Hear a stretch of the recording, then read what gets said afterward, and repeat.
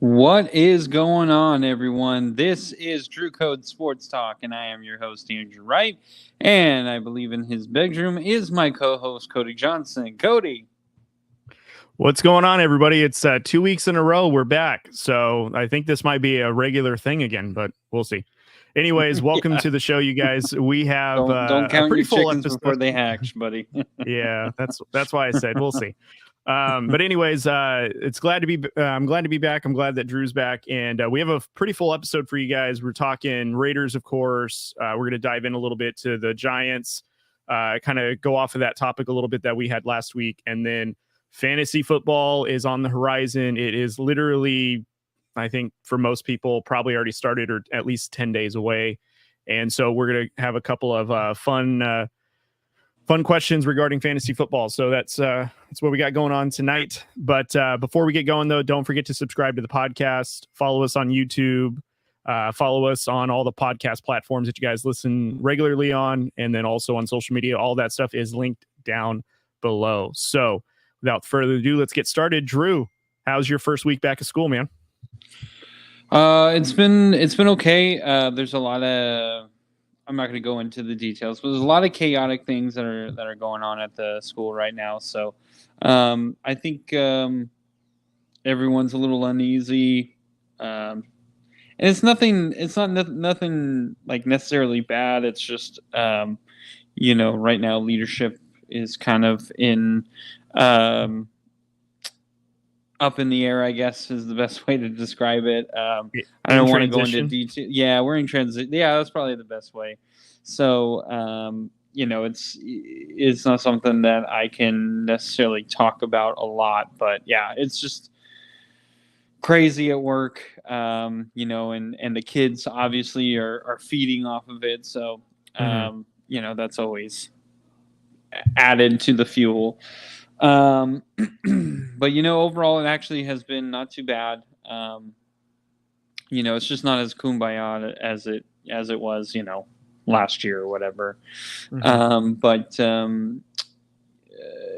everything else has been pretty good. Football season for Sanger West is getting ready to go. So this Friday is going to be their very first game. They had a scrimmage last week against Reedley High School, and we ended up winning, which was good, but it was like a real 7-2 type of game. So I don't know. 7-2 for a football game? Yeah. Wow. So I'm not sure how, I don't know. It was a running clock is what I was told. So I didn't go to it. It was an away game.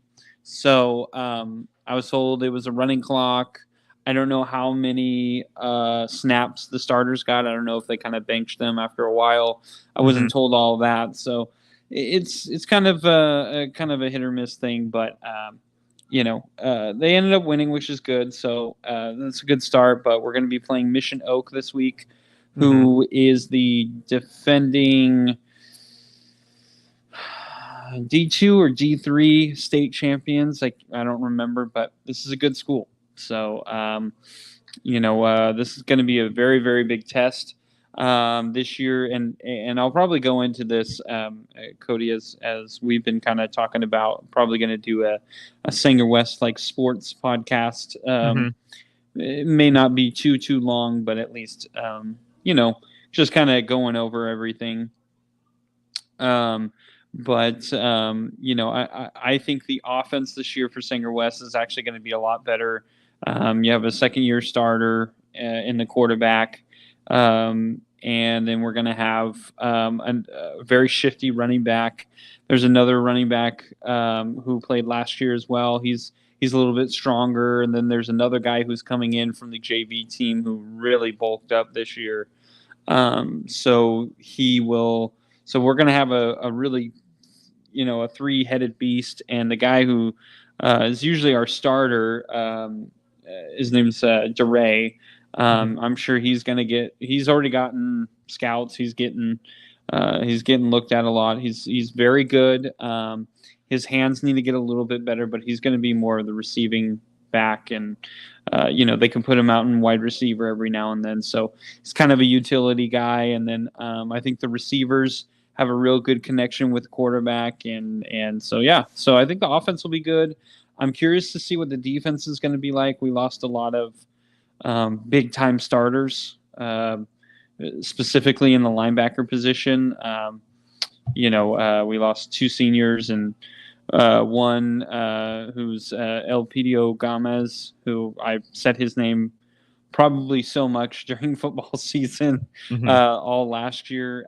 He's now at Reedley College playing football. So, that's a big loss. He was like the leader of the team. So we'll see how these guys respond. But they've been putting in a lot of work, a lot of team building, a lot of film, a lot of two-a-days. And I hear about all this because the lady I work with during the day, her son is playing football for the team, so he's telling me everything, like what's going on. So yeah, I mean, I think the offense is going to look good. I'm kind of curious to see what the defense will be. I don't think we're going to be that bad. We got a lot of athletic DBs,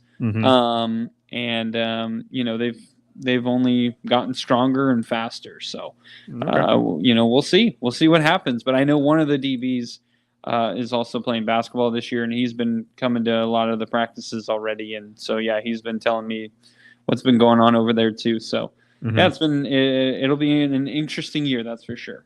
All right. How many wins did the football team have last year? Last year they ended up with 3 wins.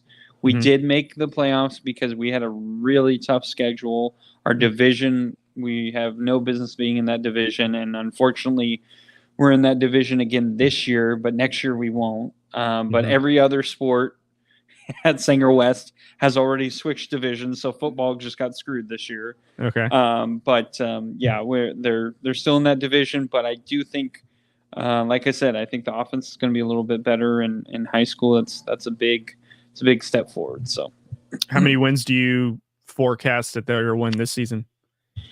Oh man, I have to look at their schedule. I'll have to see, but I do see us. I see us around 3-4. I think we actually have a legit shot at 5 if we beat the teams that we should beat. But again, that's you can't. I mean, high school football. The reason it's really fun to go and watch is literally anything can happen. Yeah, like you'll be up by 40 and all of a sudden you just can't get it right and the team comes back and ties it or wins it, so yeah, we'll see. All right, the kids have a good first week of school too. Oh my god, so my son just started preschool. He likes it, but he hasn't come to terms with mom and dad aren't going to be there.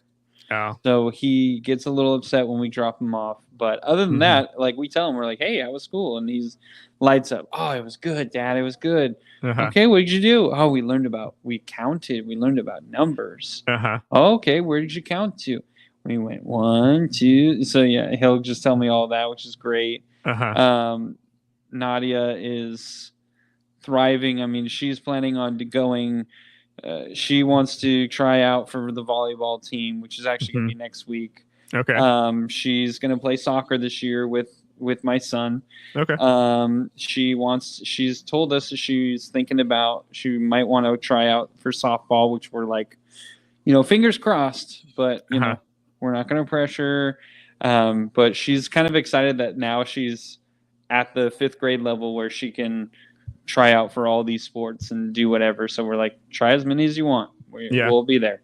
So, and then she even got into band. So she's going to be, we just found out today that she's going to be doing the clarinet. So that'll be really cool. So yeah, it was a good week for them. And then my wife is struggling to get at her job, but it's starting to settle down a little bit, of course. But she's a school nurse. So she's getting all these, anybody who has meds, got to get all that figured out, or immunizations, you got to be up to date before you come to school. So she's trying to get all that ready. And it's a pretty big school. So, so she's been dealing with that, but now it's starting to settle down, and now she's just dealing with the day to day, which is good. So yeah, everything's been good. How about over in your neck of the woods? So as everyone probably well, I don't know if everyone knows, but Han graduated high school in May. You guys were there for that. I think we might have talked about that for a bit. But anyway, so he did that. So he doesn't have school. He does online community college, but I don't think his classes truly start until, oh gosh, I don't think they start until September, he said. And so, the boy's lying to you. No, he showed me a screenshot of it because I thought the same thing. I was like, there's no way. Like the class. You're like, Uncle Andrew is going to the same school right now, and he's pretty much. He's literally started. Yeah. Yeah. Well, no, he probably has the fast track class. I think so. And I don't know why you guys want to take, a semester's worth of work and condense it into 8 weeks. That's overkill for me. I don't know if I can do that. But anyways, regardless though, he's doing that. And then Haley, funny enough, so she's also 5th grade, same grade as Nadia. And so she also wants to do sports. She convinced my wife that she wants to do volleyball, basketball, and softball. So I filled out the permission slip last night, and I had to have the typical talk of sports. Like, hey, look, when we join a sport, we don't quit. You may not like it. You may not like to go to practice. You may not be good in the games or whatnot, but you will go. We will start the season and we'll finish the season the same way, but we will not quit in the middle of it. Yep. And so and also too, as you guys know, Haley's, pretty thin. I'm not quite sure how athletic she is. She's been doing gymnastics for about a year. So she is a little bit more flexible and has gotten stronger, but we'll probably see. A little more balanced, maybe. I hope so. We'll find out. So, faith. Yeah. What's kind of funny though is, I don't know, maybe Nadia's the same way. I didn't anticipate that she would want to do as many sports as possible the first year that they're eligible for it, like in 5th grade. I mean, last year, Haley wanted to sign up for almost every club, art club, history club. She tried to do drama club for a minute, but it overlapped too much into one of the other clubs that she didn't want to get rid of. And then she did band, or was it band that she was in? No, I don't think she did any music last year. She's going to do music this year. She's going to do orchestra this year. And so anyways, I just didn't think that she'd be that much into it, but no, she wants to do all the sports. She wants to join all the bands, and more power to her. But I'm also like, oh man, like we're gonna have to go to a bunch of different stuff. So pretty excited for it because I didn't think she'd be into it. And she's turning into a little sports fanatic. So like when I have baseball on, she'll sit down, watch it. She'll ask me questions. She kind of knows how everything goes. Basketball, it sounds like, is her number one sport because anytime it's on, she wants to watch it with us. And she knows things about football, and she'll watch, a bunch of Raiders games when it's on and whatnot. Yeah. So it's kind of, I just didn't expect that she'd want to be into as many sports as she's getting into. So we'll see how it all goes. I mean, I definitely will tell you guys how it all shakes out. She'll either be bruised up or, complain about how tired she is. So, you guys will know firsthand. Yeah, you'll have to tell us when she's got like games or whatever, and we'll try and make as many as we can. But yeah, so we knew about Nadia wanting to do volleyball. That was like the main one she wanted to do. I mean, she went to the Singer West volleyball camp, and she loved it. I mean, had a great time there. So we knew about that. We knew that was going to be the one. And she was talking about she wanted to do soccer because her friends are doing soccer. So we were like, okay, well, like we're not just going to do a sport because your friends are going to do it, because what if they back out? Right. And then you've already signed up for soccer. So we're like, listen, we sign you up for soccer, you're playing, whether you want to or not. If you hate it, okay, that's great. You hate it, but you're going to go to everything. You're going to practice. You're exactly what you were saying. So we had that talk with her, and she's like, okay, yeah, I got you. All right. And then all of a sudden we were asking her, do you want to do band? Do you want to do band? She's like, I don't know, maybe. And then all of a sudden one day she was like, I'm going to do band. And we're like, oh, okay. And so she signed up for band. And then, like just before the end of summer, we were like, we've been playing a lot of baseball with Cameron because we want him to do T-ball probably this year. And she was practicing with him, and we were like, hey, you're getting it. And she's a lefty too. Oh, wow. So that kind of helps. Yeah. So she was hitting, and we're like, man, if you played softball, you would be a golden goose.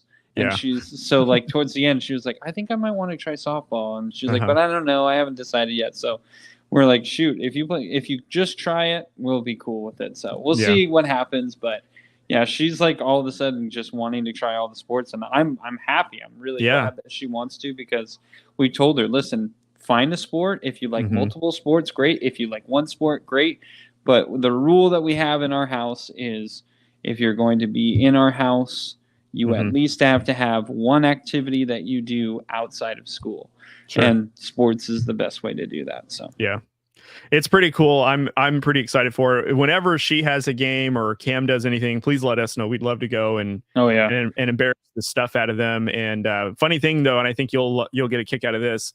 Haley was talking that she thought she wanted to do softball, and she goes, "Is it kind of like mush ball?" And mush ball, for those if you guys don't have it in your school district, it's basically softball. Bases are brought in a little bit, and the ball is like twice the size of a softball, and it's legitimately like a mush ball, like it's cloth on the inside and whatever. They don't play with baseball gloves or softball gloves. So anyways, she goes, "Is it kind of like that?" And I was like, "Yeah, but the ball is smaller, and the throws are a little bit harder, but you have a glove, and then also the pitching is slow pitch. Like they're just gonna toss it up to you, because they're not really doing that type of fast pitching in at least elementary school for us." Yeah. And so she goes, "Okay, well, I'm just kind of nervous because like when I swing the bat, I can't stop turning." And so I was like, "Okay, honey, well, what we do is we just make sure that we have a firm base and we plant ourselves. And when we swing the bat, we don't turn with it. We just, and whatever." And she goes, "Oh, okay." And I was like, "Honey, if you want, we can ask Uncle Andrew and Auntie Jess. They both had played baseball and softball. They could help you. They can teach you."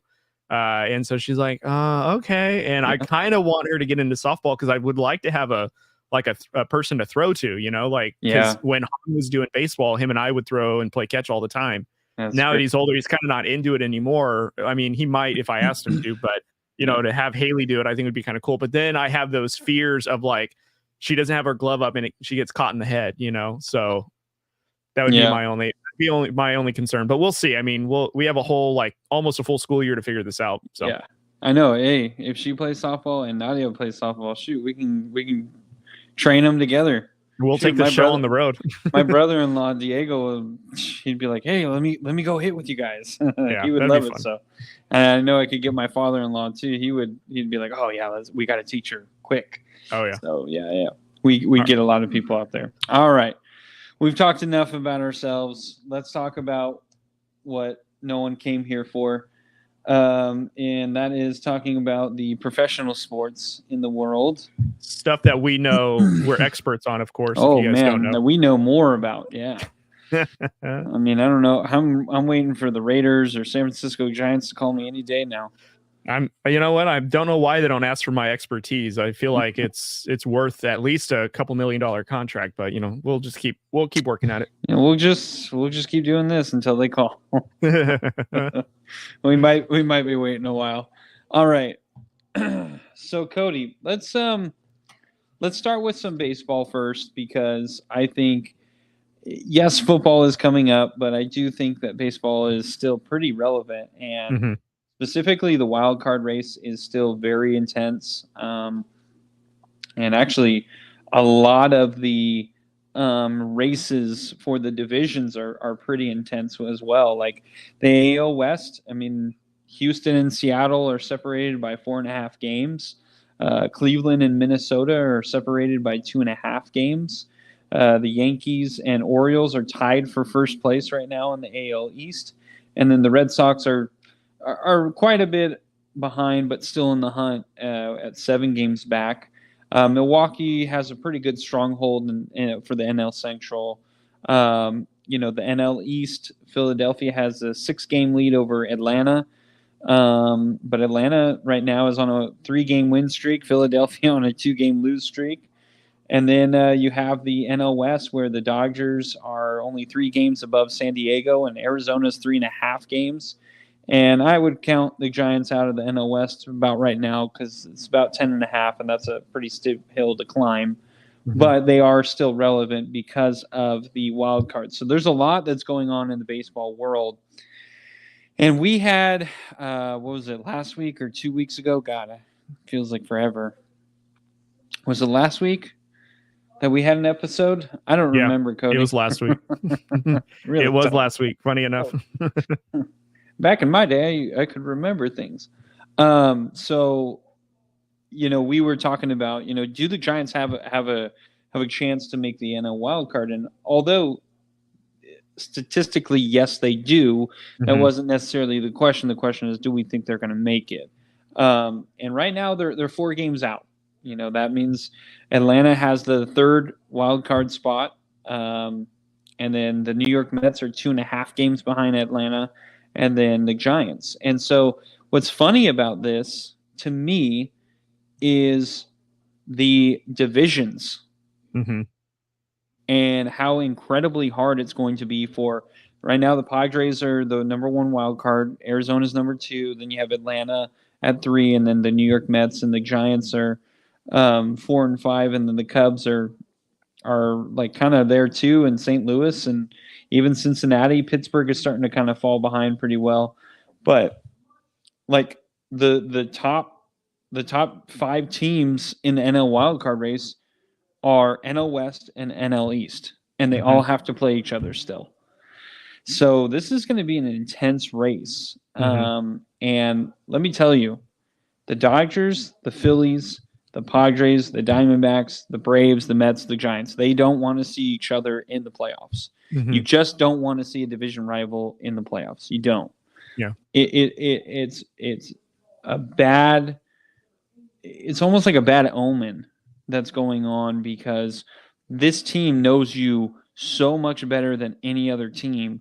They know your weaknesses, and whether they're the better team or not, they can find ways to win.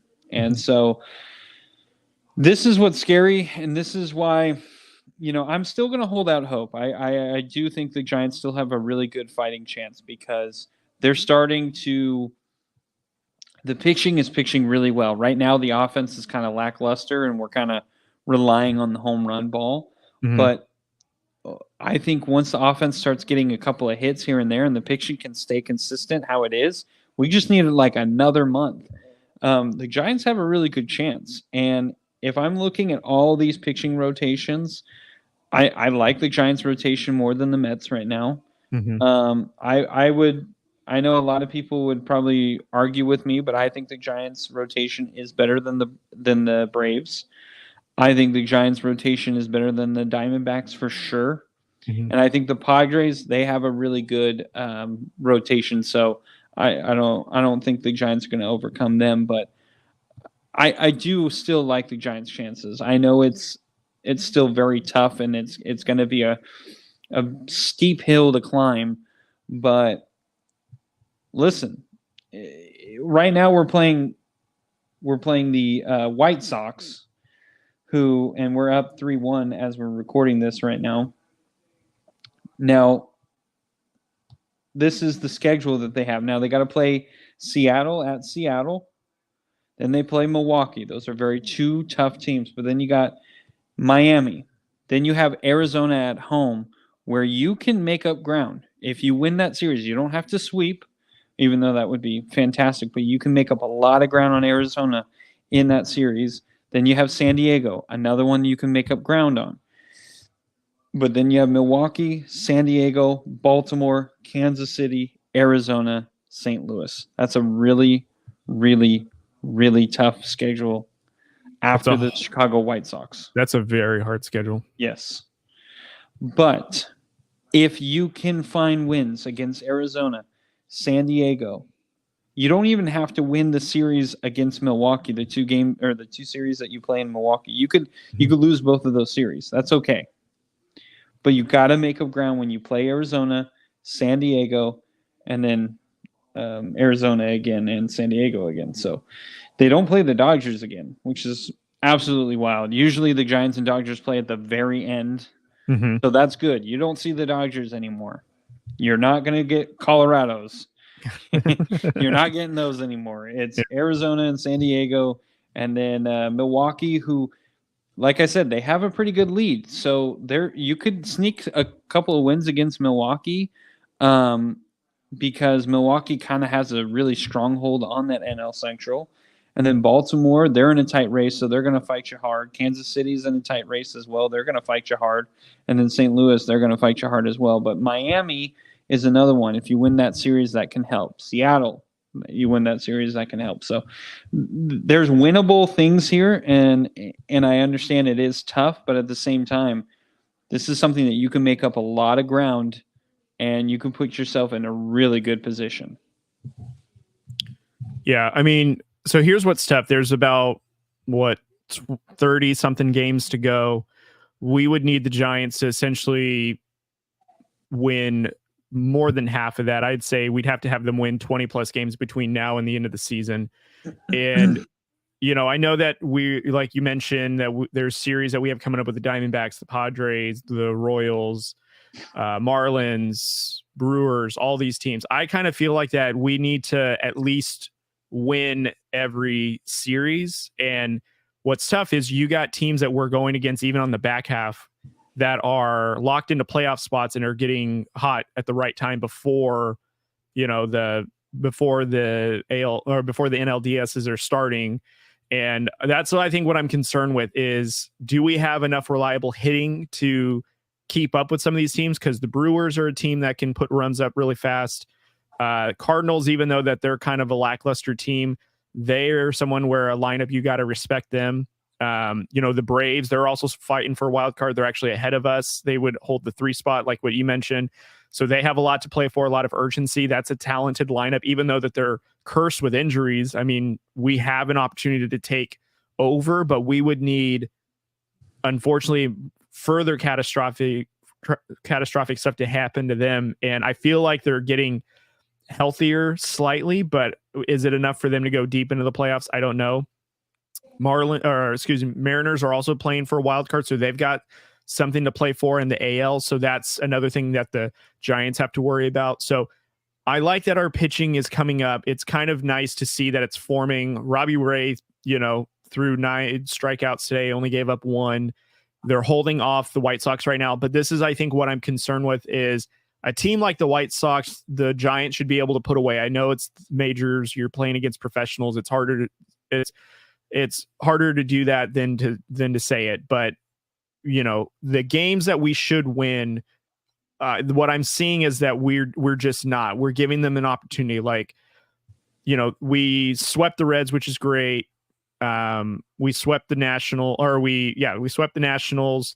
Tigers, we did really well. The Braves, we really slipped against them, which is tough because, again, we're battling with them and we let them take 2 out of the 3 games on us in our series. The Athletics, I feel like, granted that they're not a playoff team, nor are they the worst team in baseball. They're a competitive team, but I feel like that's a team that we should beat. And the Giants, unfortunately, still are lacking the one thing that we've been harping about this whole time, which is a bat in the lineup that's a threat. Granted, Chapman yesterday got his 20th home run of the season, which is great, but that's also not a great thing because we would like to have some bats in the lineup where there's multiple, players that are about to approach 20 home runs, maybe someone approaching 30 home runs, something in the lineup that makes teams weary and strategize differently and could bring in runs when needed. So, yeah, I like that the pitching is a little bit more solidified. I feel like the starters are kind of ironed out now. If we were to have to run with who we have, I feel like the bullpen hasn't given up too many games, which is great. I feel like even with demoting Duvall when we did, I feel like that has helped the Giants in a way. Like we haven't really blown any lead like we did when we'd have Duvall. So that's in our favor.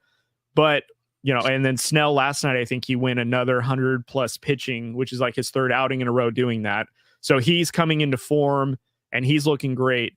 My concern is like the game that we had when Birdsong pitched, he pitched really, really well considering he had 2 outings in a row where he didn't do well. And we just didn't have the offense to carry and get it over the top. And that's one of the things I'm concerned with is, we still feel like we're playing baseball like it's the early 2000s. And I think the Giants are still trying to find a way to modernize their offense to be a team that can put runs up on the scoreboard when needed. Because like the teams that are actually fighting for an NL wildcard spot or a playoff berth, they are able to manufacture runs and do it because they have multiple people in the lineups that they can trust. And I feel like the Giants, they have got some young pieces, but maybe because at the trade deadline, they weren't willing to buy into making a playoff run. They really sold off Solaire. They really didn't bring anything back.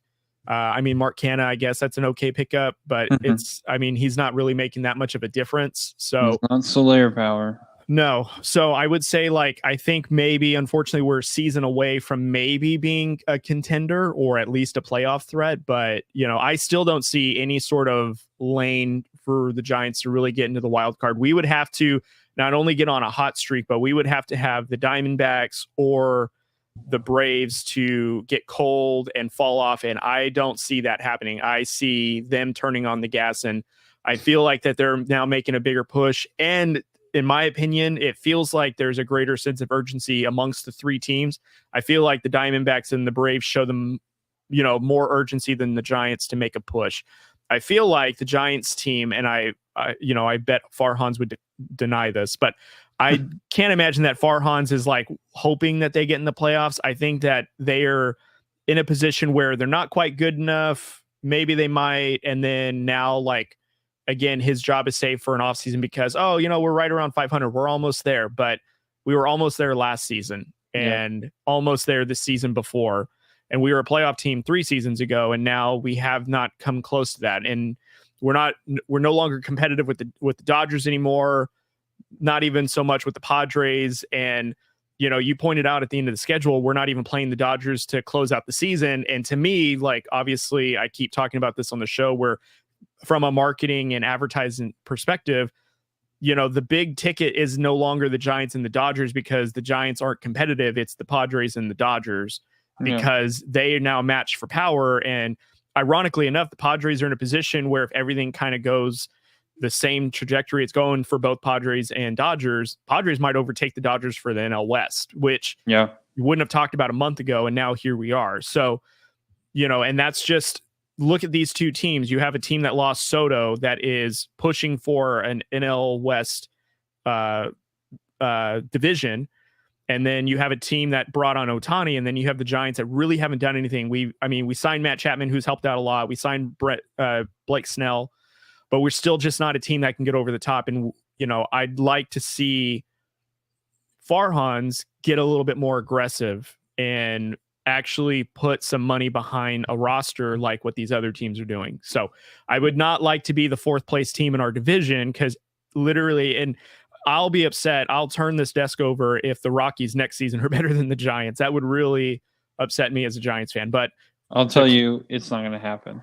Well, that's great. They're still a long ways away. Well, we thought we were a playoff team. We were a playoff team 3 years ago, and we just haven't taken that step forward. If anything, we've regressed a little bit. And so, but to close out this topic, I would say wild card's probably not in the cards, pun intended.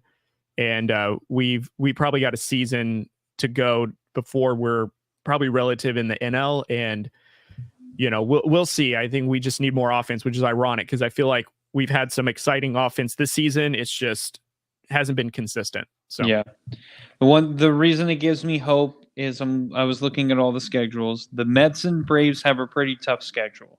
I'm not going to go over that, but the Padres are probably going to be sealed. They have a couple of cupcakes here and there, like a Toronto, or I think they have the White Sox at some point, and then I forget the other team. But this is the Diamondbacks' remaining schedule, and this is why I think the Giants still have a very good chance. If we can overcome the Diamondbacks, I think we have a good chance. So, and like I said, Braves and Mets, they still have to win out. They still have to do their thing, and it's not as easy. It's basically like a Giants remaining schedule. But I think Arizona, out of all these teams, has the hardest remaining schedule. They're playing Miami right now. They won today. They play Miami tomorrow, Wednesday, and that's the last game. And then they go to Boston, play in Boston. That's going to be very tough. Then they come home. They play the Mets. Then they stay home and play the Dodgers. Then they go to San Francisco, to Houston, at home against Texas. Wow. At home against Milwaukee. Then they go to Colorado. So Okay, you get a little bit of a break there. Then they go to Milwaukee again. Mm-hmm. Then they go home, play San Francisco, and then they finish out their season against the Padres. Wow. It's a very tough schedule. The cupcake for me is Colorado. Texas, a lot of people are going to be like, well, Texas isn't as good as they were last year. But they're still a tough out. They don't strike out. It's a Bruce Bochy team. That's exactly what he designs them to do. Do not strike out. That's going to be and it's only a 2-game series, and that's still going to be really tough. Well, and DeGrom and Scherzer come back next month, so. Yeah. And I would be willing to bet a lot of money that one of them are going to be in that series. Yeah. You got to play the Dodgers, who are starting to surge. You got to play the Mets, who are fighting for a position. Boston, who's fighting for a position. Milwaukee, as we said, that could be that one can kind of be up in the air depending on where they are. But they faced Milwaukee 3 times. Or I'm sorry, 1, 2, 3, 4, 5, 6, 7. That's 7 games against Milwaukee. 3 at home, 4 away. So that's going to be tough. And then you come home and play the Giants, who are still fighting, and then the Padres. And the Padres are going to be probably fighting for an NL West division. So. Yeah, I mean, mathematically we're in it, but we need the Diamondbacks, the Braves, and the Mets to beat up on themselves. We need the Giants to get hot. So, I mean, it's not out of the equation. It's just a lot of things have to fall our way. So it is tough. All right. Enough with baseball talk. Ready to transition to football? Yeah, let's talk about some football. So there's some news that's coming up. I think the NFL season's coming up. I think that's happening. Seems like a minor league type of situation. Maybe they might be a little successful. Yeah, apparently they're supposed to be better than the USFL, but I don't know. That's questionable. Or whatever they called UFL this year. I don't know. Changed the name like 5 times already.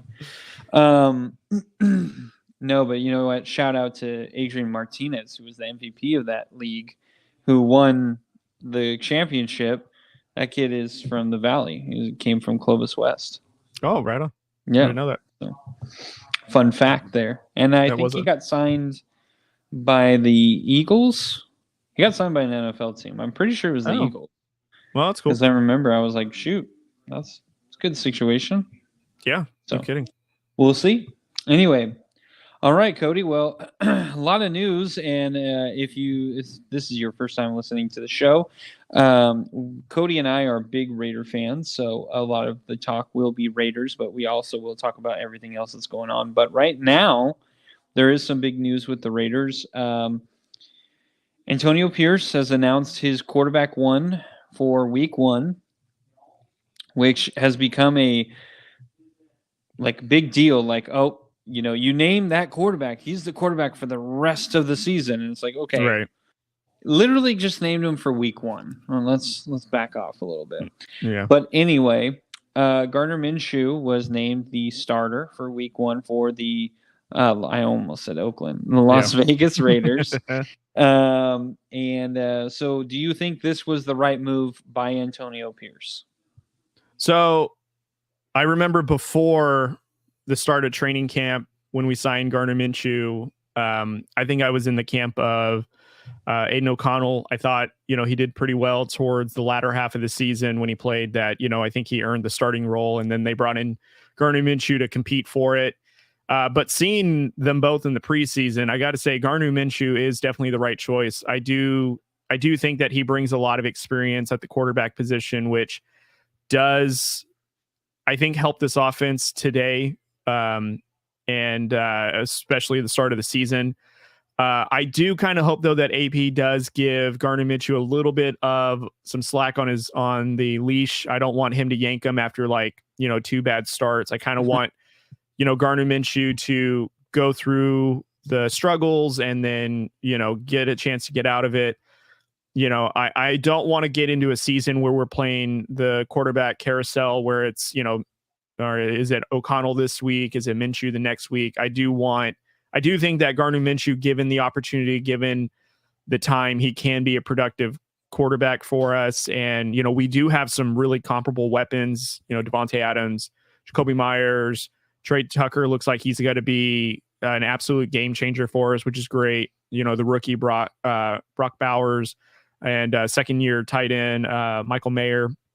So I feel like that we've got some good weapons. Our defense is projected to be a top 10 kind of defense, and I hope that holds true because we will definitely need this defense to really perform like crazy to, counteract our offensive deficiencies. But, for the most part, I trust AP's decision to start Gardner Minshew. He definitely looked better in the preseason games, and, we will see. I mean, I don't know what my expectations are for this team. I'm not expecting a Super Bowl. Playoffs are still, I don't even think we're ready there quite yet, but I am excited for how this offseason has gone, what the reports I'm hearing coming out. I've been watching a lot of Hondo Carpenter's videos about camp and what he's been seeing and, what he's saying and is exciting about Raiders camp. And it makes me excited. It's just, taper expectations a little bit. I don't want to come on here and say, we're going to win it all because, we may finish dead last in our division, and it's a realistic possibility just because we have a whole new regime. We don't really have a prototypical franchise quarterback, and this roster looks good on paper. We'll see if it comes all together when the season starts. Yeah, I'm very indifferent about this move because I understand it from the perspective of he's a veteran. He's been in the league for a while. He's a very good motivator for teams. Mm-hmm. I think I would argue that this is probably the most talented team in terms of the weapons that he has. And I don't know, because he's played for the Eagles and they were pretty decent. But I just think Devontae Adams is great. I mean, Jacoby Myers was outstanding last year. You mentioned Michael Mayer, who had a really good ending to the year, and then Brock Bowers, who's arguably was the most talented player, probably behind Caleb Williams, that there was out on the NFL draft in terms of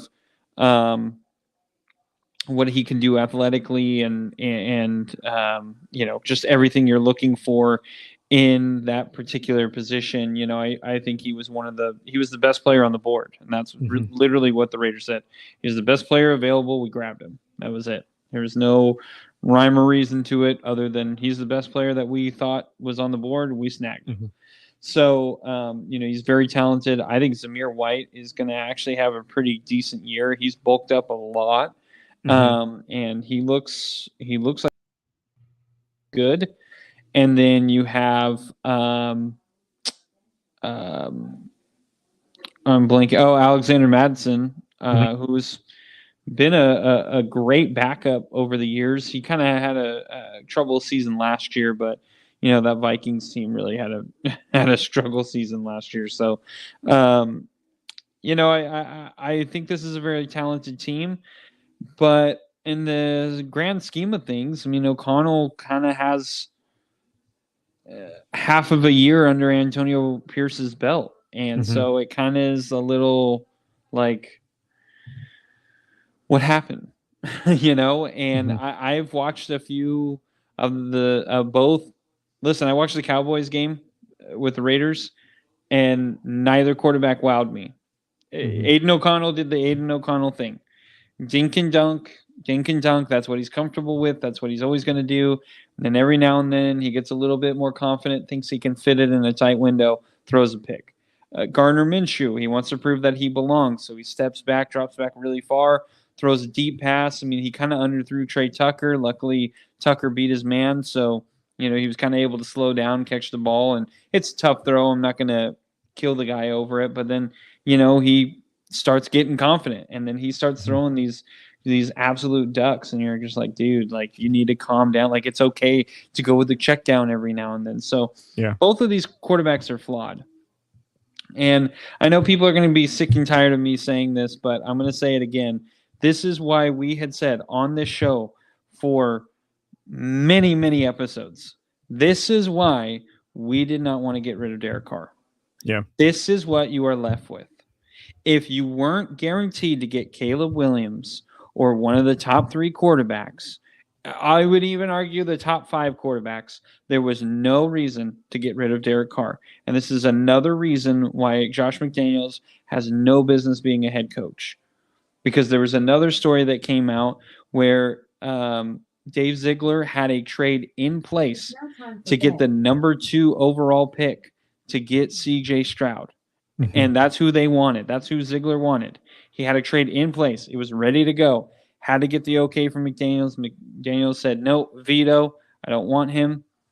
And went away with it. And it was like, dude, what are you doing? What are you doing? And so whether it's true or not, the fact of the matter is he got rid of Derek Carr because he didn't like that Derek Carr wanted to do some of the offense that was successful where we had with Gruden, whether you want to admit it or not, whether you like Gruden or not. The offense was successful with Gruden, plain and simple. Was it a grand success? No, but it was successful. Then they got Devontae Adams, who wanted to play with Derek, and so you piss him off by getting rid of Derek Carr. It made no sense. And then you want to piss off the Raider fan base by saying, we're running it with Gardner Minshew and Aiden O'Connell and not draft a quarterback the whole freaking draft. And you're like, what are we doing? What are we doing? And then you want to piss on my head and say that it's raining and say, oh, we believe in these guys and we're trying to make the playoffs. No, you are not. There's no way with these quarterbacks you're making the playoffs. I'm sorry. I don't believe in it. I think Aiden O'Connell is fine. I think Gardner Minshew is fine. But fine does not get you in the playoffs. Plain and simple. We've seen this over and over. Was Derek Carr flawed? Absolutely. Was he the best quarterback in the league? No, not by a long shot. But at the same time, he was a consistent quarterback. We knew what we were getting with him, and he had a great relationship with his whole team. He had given his blood, sweat, and tears. And did he need help? Absolutely. But most of these quarterbacks, if you're not a top 5 quarterback in the NFL, you need help around you. Tua got paid because he has Tyreek Hill. I mean, and Jalen Waddle. I mean, what are we talking about here? This is the reality of the NFL. You're not every team is gonna have a Patrick Mahomes. It's not realistic. Not every team is gonna be in the position to draft the number 1 consensus quarterback in the draft. Not everyone's gonna be able to do that. So you have to think of all these possibilities. And I just feel like the Raiders and the fan base was like, oh, we got to get rid of Carr. We got to get rid of Carr. And it was like, you don't know because you've seen Carr so much and because this team doesn't have a defense, all of a sudden we're just like, well, we're done. Like, we need to get rid of him. And it made 0 sense. And so this is why you and I had said from the beginning, do not get rid of Derek Carr. It is a dumb move because it's going to set us back a few years. And we're here in year 2 now, and we still don't look as good. We have a talented offense. We have a way better defense. And it's not going to mean jack shit if we don't have a quarterback. And we don't have a quarterback. Gardner Minshew is not going to thrive in this offense. Do not kid yourself. Aiden O'Connell does not thrive in this offense. They're good. They're fine. They're serviceable. You know what? I would argue there probably would be great backups in the NFL. Gardner Minshew has made a ton of money off of being a career backup. Aiden O'Connell would be a great backup because he's not going to challenge the ball downfield. But we don't need a backup. We need a starter. Some part of me thinks that in the offseason, that I don't know if the Raiders are going to draft a franchise quarterback. To be truthful, I don't know how deep the quarterback pool is. We might be fighting for the number 1 pick. I doubt it, but yeah, I hope not. But we're not as bad as the Patriots. I'm sorry. There's another team that's supposed to be just as bad too. I'm forgetting. Dogwater. I don't know if the Panthers are going to repeat as a bad team, but it might be. There's some people that are saying the Broncos are probably going to be the worst team in football. No, I don't see that. I don't know how realistic that is, but I don't know. Some part of me thinks that next season, if we don't get a franchise quarterback through the draft, some part of me thinks that we are probably going to go after Dak Prescott, because I don't think Cowboys are going to re-sign him to a long-term deal. I would be okay with that. Dak is better than Minshew and O'Connell. Yeah, I'm good with that. And he's a grown-up. Yeah. That's what Derek Carr was. And if they end up signing Dak Prescott, you literally just signed Derek Carr again and admitted that you did wrong. Yeah, I think that's a good argument to make. And honestly, too, like, I don't know if AP just didn't want to fall into the trap of overpaying a quarterback that's unproven or drafting a rookie. I think what him and Tom Telesco were really focusing on was getting defense solidified. Yeah, making sure that they had some valid weapons to see if they can even put a system together, to see if maybe we are just one quarterback away from now being a threat. Maybe that was the game plan for it. Because don't get me wrong, like, I think Gardner Minshew is going to be fine. Do I think he's going to get us to the playoffs? No. I don't think Aiden O'Connell will do the same thing either. And, I was kind of hoping to see Aiden O'Connell progress better as a passer. And, when I was watching some of the preseason, it still looked kind of the same. He's still throwing at 90 miles an hour, 4 feet in front of him. And then, really can't locate the deep ball very much. Gardner Minshew, he doesn't have the world's strongest arm, but I think he can open up the passing game a little bit. I think he's a little bit more accurate.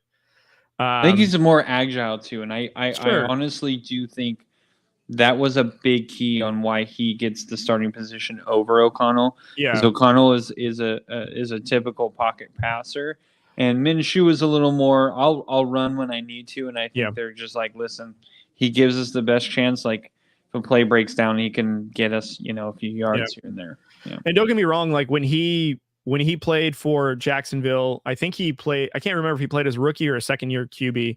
This is when Trevor Lawrence was out. Both. And he came in and he did backup. He did fine. Like, he was a serviceable starter. He wasn't blow your socks off, but he was pretty good. He didn't lose you a bunch of games. And then same thing when he went to Indianapolis. He again was a starter after the after the original starter. I want to say if it was Matt Ryan or Anthony Richardson. I think it's Anthony Richardson, where he went in for him and he did fine. He was a serviceable quarterback. I think he almost got them into the playoffs, in fact, because they had a pretty good roster around them. Yeah. And then, he backed up Jalen Hurts last season when he was injured, and he did fine. He's a serviceable backup. Now he has an opportunity here to be a good starter, and, we'll see. I mean, I like to think there's enough pieces around him to make him successful. I'm a little apprehensive about our OC coming from the Bears, but that's just me. Devontae Adams believes in him, so I guess that's good enough for me. Hey, he doesn't have Justin Fields, so he's going to be a lot better now. You know what? I think there's an argument to be made that maybe he's the reason that Justin Fields couldn't be successful, because he just didn't know what to do. And that doesn't mean that Justin Fields is bad. That just means he's not a coach that's going to develop you, which I think also makes a world of difference. So, All right. So it sounds like, just quickly then, because I want to get on to the game that I prepared for us today, but I'm curious, Drew. So I don't think we're going to do any of our NFL season predictions like we've done in the past. So we'll just do the Raiders one right now. What's your expectations for the Raiders this season? You know what? Come back to me, because I want to look at the under/over for the season, and I kind of want to. I think their number is 6.5, but don't quote me on that. That's what I'm assuming. I would say we are an 8-9 ball club. I think we are on the cusp of being a 500 team. I think we will have games where we are upset, where we are calling for head coaches' heads and OC's heads and defensive coordinators. I think we will be a team that has flashes that we are on the rise. I think that AP will get the best out of these players, but I think what we will find is we will see growing pains with him as a coach. We'll see growing pains with some of these young players.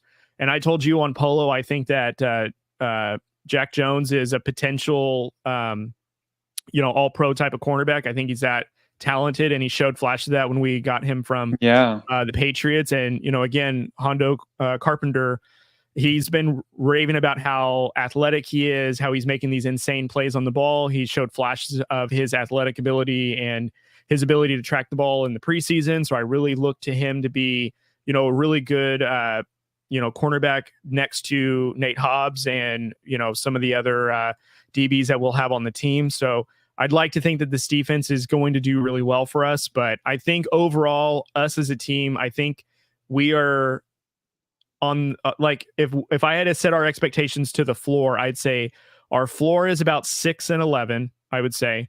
And I would say our ceiling is about 8 and 9 or 8. I think we're in that ballpark. But if you had to make me give a definitive record prediction, I would say we will finish the season as an 8 and 9 team. So, all right. You were correct. The under over is 6.5. I'm still.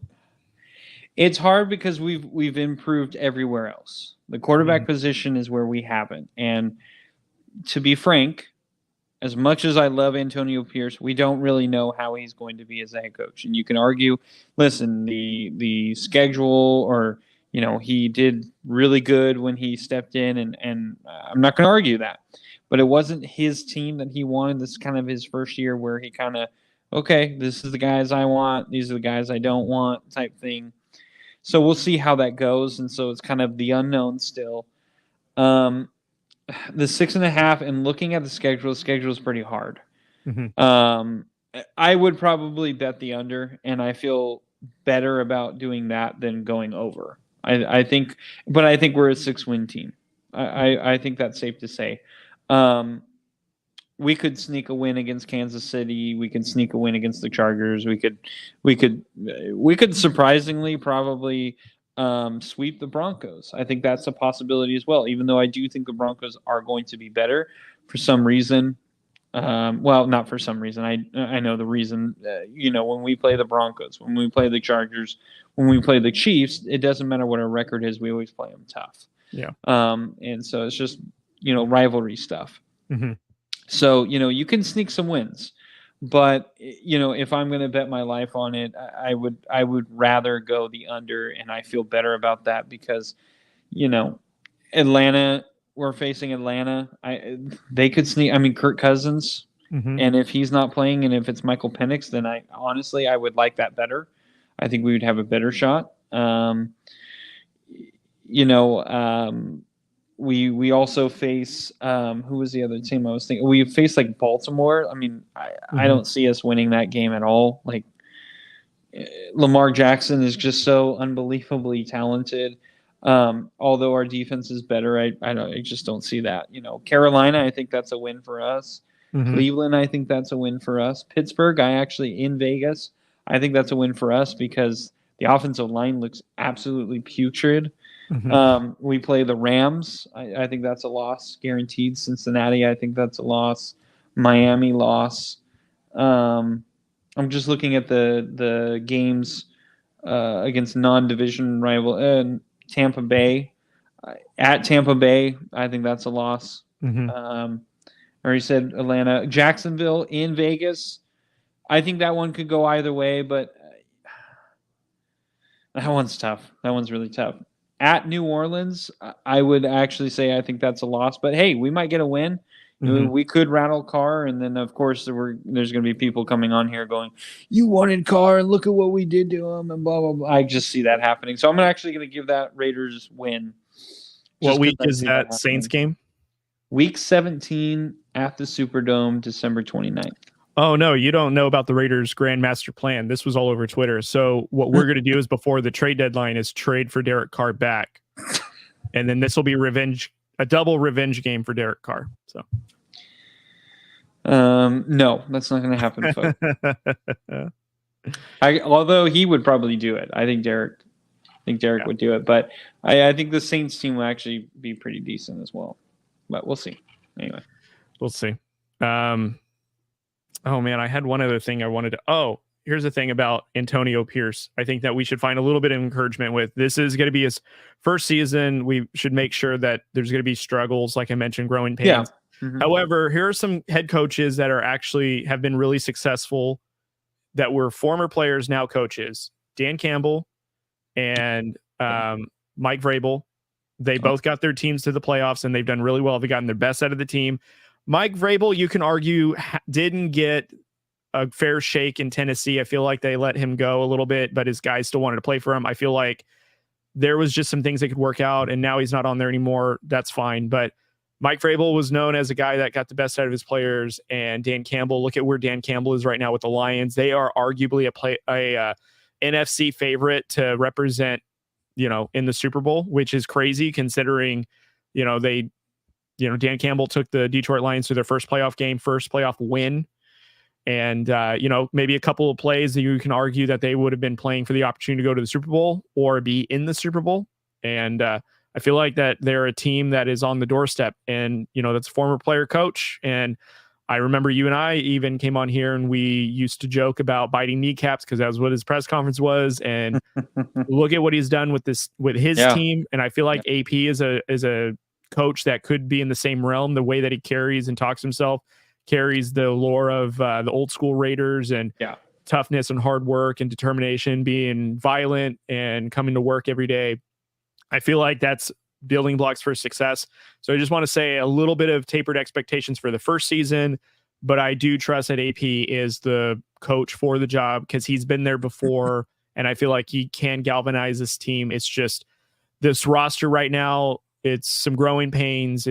We're going to see how it all shakes out, and we're going to see what kind of effort he gets out of these players, and we'll see. So I like the argument that you made because I like Mike Vrabel. I agree with you. I don't think he got necessarily a fair shake. I think they let him go way too soon. I think he was way too successful to let him go like that. Yeah. And I say like that, but I mean, it wasn't like anything like drama. It was just saying, we're going to let you go.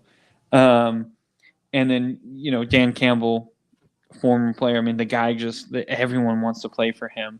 And it's understandably so. I mean, you watch training camp with the Lions that year, you were just like, dude, this guy is like, man, I would, if he told me to strip my clothes off and run on the 50-yard line and just stand there for the whole game, I would do it because that guy could probably convince me that it's a good idea. Yeah.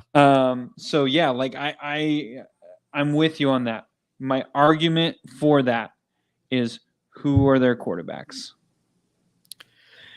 Yep. Vrabel had Tannehill, and Campbell had Goff. Now, Goff is not the most talented, but we can agree Goff is obviously more talented and way better quarterback than what Ryan Tannehill ever was. Sure. Goff was a former number one pick. That's Tannehill was a former first round pick. Yeah. However, Dan Campbell did draft Will Levis, and I think Will Levis is a good quarterback. I just don't think that Dan Campbell Vrabel, excuse me. Yes. Drafted Will Levis and wasn't given an opportunity to have another offseason with an actual OC that would be good for him. So that's my take on it. Really? But you like mayonnaise and coffee? I don't know, but I like the quarterback though. I think he's better than what people assume. And to be truthful too, let's just say that the Raiders had an opportunity to draft Will Levis in whatever position. He's not a bad quarterback option considering what we have today. So, just another food for thought on that subject. I don't know. I mean, at least O'Connell is. I think O'Connell's a little more consistent than what Levis showed, but that's another topic for another day, I guess. All right. Are you ready to play a game? Yes. All right. So this is Would You Rather, right? Would you rather? Okay. Because on the notes it says What You Rather. Well, good thing no one sees my notes. It's just between you and I. So. So you mean I shouldn't have said that? No, you can say it, I guess. What you rather. That's true. I didn't realize that. I just started typing in notes. And when you text me about it too, you put What You Rather, and I was like, oh, you meant What You Rather. And then it was on here. I was like, was he just copying it or what? I'm just gonna blame it on my phone. It was an autocorrect error. So sure. Yeah, what? Yeah, they would correct it to that. Yeah, exactly. So all right, it's Would You Rather. Drew, I'm gonna give you 4 positions, and I'm going to give you 2 options per position. So there's 2 quarterback picks, there's 2 running back picks, so on and so forth. So there'll be 4, and then there's also... This is for fantasy football, right? For fantasy football. This is, in your opinion, what you would rather. Okay? You said it. Would you rather what you well, I mean, what you rather was the right pronunciation for what the message is. So would you rather? I think you meant to write what you rather. I can fix this right now and be incorrect. No, so. I just. All right. Funny. All right. First one up. Would you rather Jalen Hurts or Anthony Richardson? I'm going to go Jalen Hurts. And yes, Hurts got hurt last year, but I mean, he did come back. There was discussion that maybe he had an undisclosed injury that, wasn't fully healed or whatever it was. Mm-hmm. But Jalen Hurts has done it at a high level. And as well as Anthony Richardson was playing, and I had him in a fantasy league last year, or I think a couple actually. Mm-hmm. The fact of the matter is he couldn't even last 6 games. Yeah. And that's a little worry for me. And so basically when he comes and plays, it's still a rookie year. And so rookie year is a growing pain. And even sophomore year or second year is a lot of growing pains as well, if you're not one of the best. And although I do think Anthony Richardson has some really good raw talent, I don't think he's necessarily at that level where he's like this, oh my God, I have to have him type quarterback. I think he's still learning a lot. So I would, if I'm drafting and this is going to be my QB1 or even QB2, I'm taking Jalen Hurts because although there's a lot of turmoil going on in Philadelphia as well, I trust Jalen Hurts because he's going to run a little bit more and he's very smart with his running. He doesn't take a lot of hits and he's a big dude. He's very strong. So I would trust his durability. He doesn't take a ton of chances like I think Anthony Richardson would. So, if he throws a pick, he's not going to have too many 2 interception picks. But the downside with Hurts as well is, he could have a game where he's throwing 360 yards in a game, and then the next game he's throwing 160. Yeah. So I agree. I was actually trying to come up with an argument to say Anthony Richardson, which, by the way, I think he is projected higher than Jalen Hurts. I'd have to check the ADPs, but I think most draft experts would recommend Richardson in terms of fantasy than Hurts because of the stronger arm. I think is an argument where he airs it out a lot more. And then also to his running ability is a little bit better than Jalen Hurts. Jalen Hurts is more of a bruiser type of running. Yeah. And Anthony Richardson is just a freak athlete. He's just going to outrun you. It's almost like he's got Lamar Jackson type speed, but he's got like Josh Allen size body. Like it's kind of scary to think about. But I would say Jalen Hurts. Yeah, I would say Jalen Hurts. And one of the reasons why I would say Jalen Hurts is I think that there will be a better connection with his offensive coordinator, with Kellen Moore, who's now his OC. I feel like Kellen Moore did a good job with the Cowboys. He did a pretty good job with the Chargers. I think he was presumed to be the head coach to take over the Chargers once, obviously, their head coach was fired. You're welcome as Raider fans. And, obviously John Harbaugh, of course, takes over. And so that's kind of, or Jim Harbaugh, takes over. So that's out of the loop. So Kellen Moore goes to the Eagles, who is desperately looking for, what they had with Steichen there, who is ironically with the Colts. And so I feel like that Jalen Hurts is still probably fantasy relevancy, like a more reliable quarterback option, because Anthony Richardson, this is his 3rd year, his 2 first years has been injured. He has not completed a season. I don't even think he's played half of the games he's eligible for in his 2 NFL seasons. So that's the only unfortunate thing is like, there's a lot of expectations and talent that Richardson has, but can he stay on the field? I think is the biggest question mark. And Jalen Hurts has stayed on the field, probably reluctantly, as he shouldn't, because he probably plays through injuries, which affects his play, which is what some suspect last year, which is why he had a down year. Also, too, with some rift with reportedly his head coach, which is another thing that we should probably talk about down the line. And I think it's you bringing that up. I think it's very important that you brought up who the OC is, because I think it's a very real possibility if this relationship gets worse and worse. It doesn't matter what the record's going to be. I think there's a good possibility that Sirianni is cut and Kellen Moore moves up. And I think that's why Kellen Moore was like, all right, I'm going to go to another position where I'm going to have a chance at being a head coach. And I think I think this year or even next year is a very likely possibility for Kellen Moore. Yeah, for sure. I think there's definitely a bunch of coaches that are on the hot seat, and I think the Eagles head coaching spot is definitely on the hot seat. So yeah, and I think if Kellen Moore creates that relationship with Jalen Hurts, and let's say that does happen where Sirianni gets cut in the middle of the year, and that relationship with Moore and Hurts is going to really come together, and fantasy wise, that's going to be great. Yeah, I agree. All right, second one up for the QBs. Would you rather Patrick Mahomes or CJ Stroud? I'm going to surprise you with this one. It's going to be Patrick Mahomes. Okay. Listen, Patrick Mahomes, I think I had him last year in one of my leagues. Listen, he wasn't like the best, but listen, you know what you're going to get with him.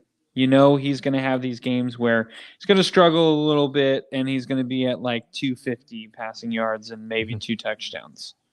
That's great. Whether you want to admit it or not, that's great. He might have a pick mixed in there. That's fine. Is he going to run as much? Not really. He may give you 20 rushing yards on a day, on a really good day. But overall, he's one of the best. Let's just be honest. He's the best quarterback in the league. Yeah.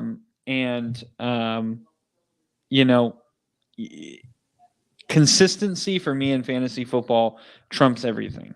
CJ Stroud is great, but he's in year 2. I get skeptical with guys in year 2. I don't think CJ Stroud is going to take a major step back. I think he's extremely talented, and he's going to continue to be very good. But I do think now defenses know, okay, this kid's good. We got to step our game up a little bit. And although the receiving core was really good last year, that's my worry this year is they were very young as well. And I think they're easily covered if it's schemed correctly. And I think a lot of these defenses are going to be able to figure that out. So I do think, although like I said, I think CJ Stroud is going to be fine this year. I think he's going to be still a really good quarterback. I do think there's going to be some games where he's going to have a lot of struggles because those receivers are not going to be able to get open. I just don't see that in this receiving core personally. So I'm going to go Patrick Mahomes. So I think you're right. Patrick Mahomes is the consistency of a quarterback.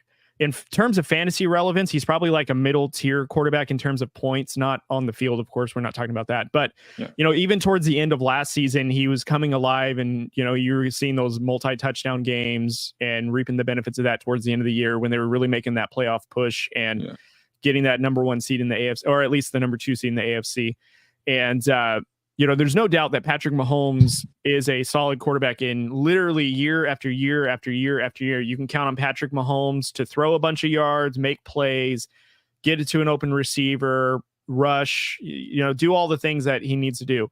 I actually think that most people should be a little bit higher on the Chiefs receivers. I feel like, in my opinion, this receiving core what they have this season is better than last season. Yeah, I think that I agree.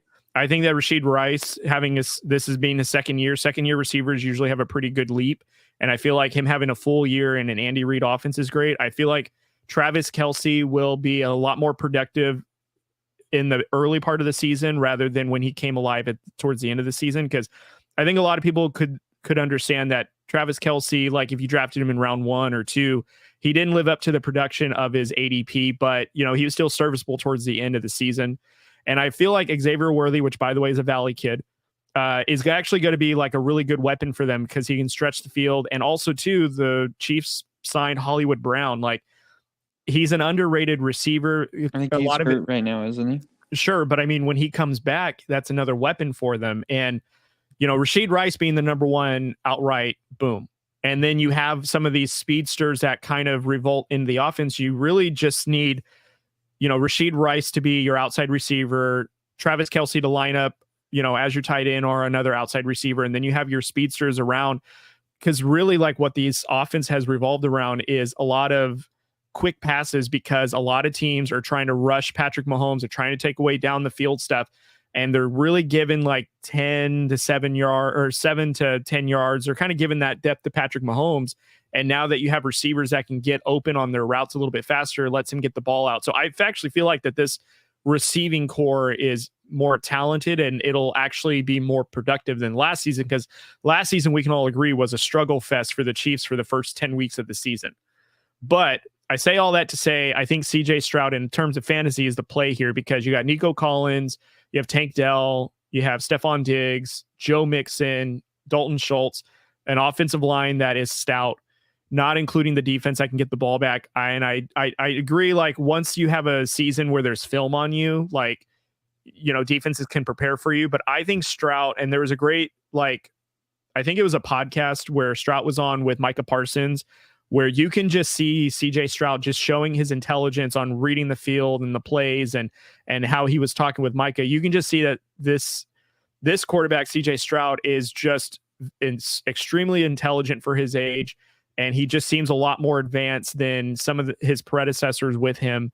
And I feel like that CJ Stroud, even in his second year, is going to be one of those players where like he's in territory to where he's like one of the best quarterbacks in the league, because a lot of people right now are already putting him in some QB ranking of top 5 to 10, and maybe 10, and some could argue 5, which I wouldn't be mad about, because he did show a lot of poise as a rookie last season. So for me, I would say CJ Stroud would be the choice for fantasy, and a lot of it is just because youth, weapons, and just his progression for season 2.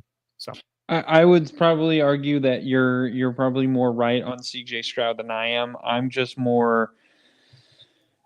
more cautious when it comes to young quarterbacks who have success and on specific teams. Like, unless I see something just like when we saw Patrick Mahomes, it was obvious this guy is going to stay good. Josh Allen, the same way.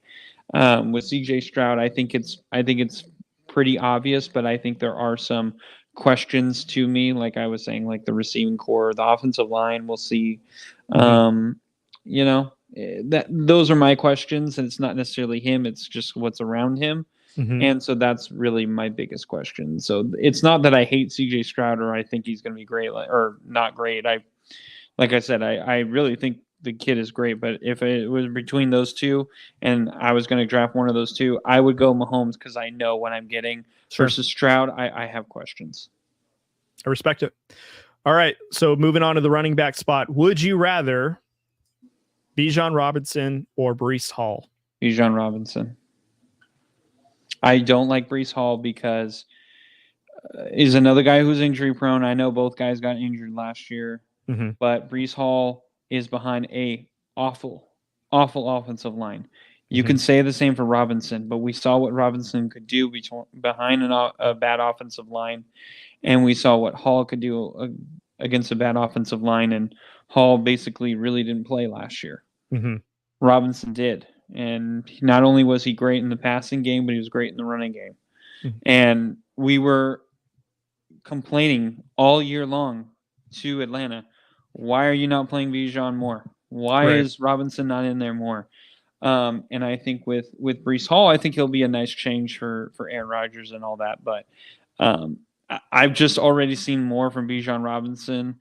And I like the upside more with him than Breece Hall. I think Breece Hall is not a bad pick. Obviously, he's going to get a ton of opportunities. But if I'm also looking at it from a perspective of who could lose their job first, I think Breece Hall could lose his job before Bijan Robinson, because I've seen what Bijan Robinson is capable of, and I don't think Breece Hall brings a ton. I think he just has the opportunity right now. Yeah. I don't have anything to add. I would say Bijan over Breece Hall too. And I would actually say, and maybe this is hyperbole, I think Bijan Robinson is someone to look out for as being one of the top scoring fantasy players in all of in this season. I think there's a really good argument that he'll be the top scorer in fantasy this season. So I would mark that for anyone that's interested. So, yeah. All right.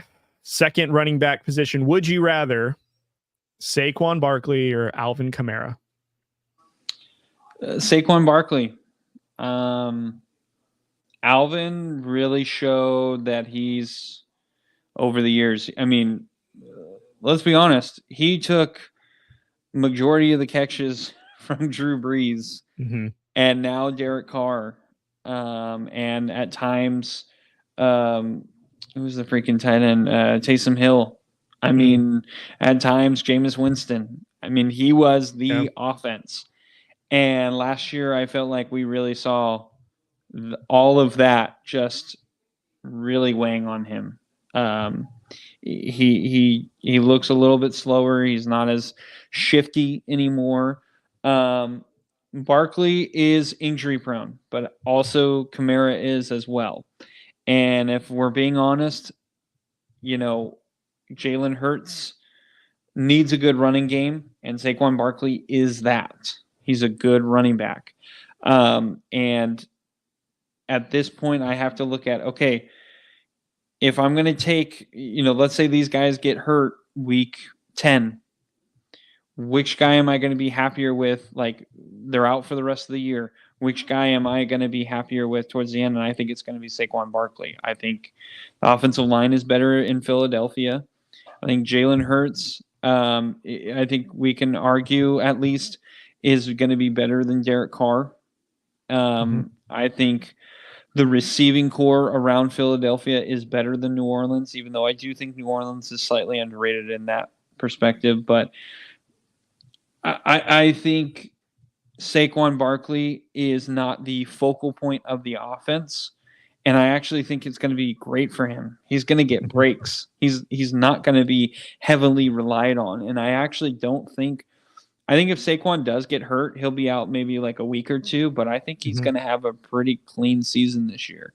And so I would take Saquon Barkley probably 9 times out of 10. You could maybe convince me Tamara, just because he's probably still going to get a lot of catches.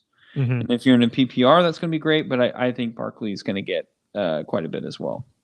Yeah, I would agree. Like, Kamara is probably like a good just because he's the only one in the Saints offense that is going to get the volume that he normally does. But I would argue that the Eagles are a better team from top to bottom and against the Saints. And Saquon Barkley has a far better offensive team that he'll be playing behind. And I would pick Barkley just because of the upside. And I feel like with Kellen Moore, how he's going to scheme the offense, he's going to do really, really well. So I knew you would go Barkley.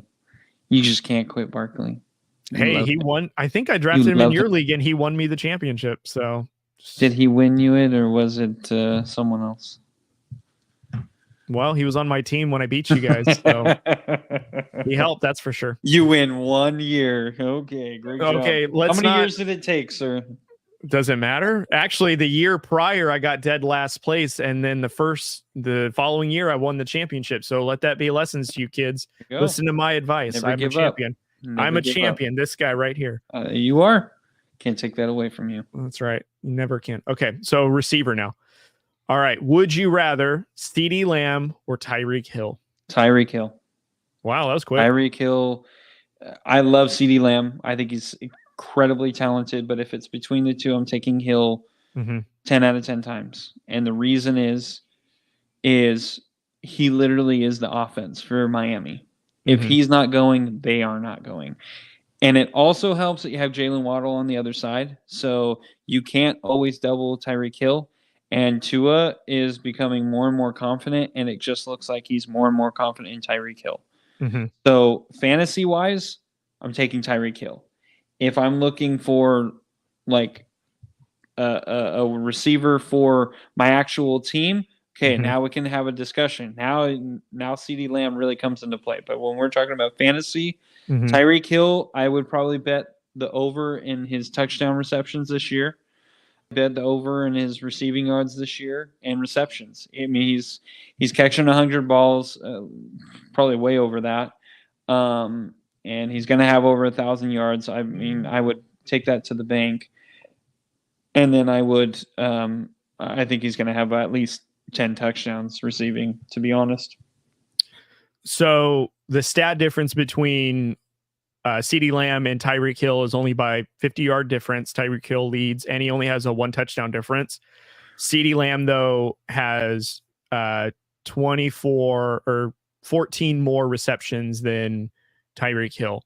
I'm going to make the argument that I would go with CeeDee Lamb. And I'm not going to say that age is a reason, but I will say that Tyreek Hill had It's a factor. Sure.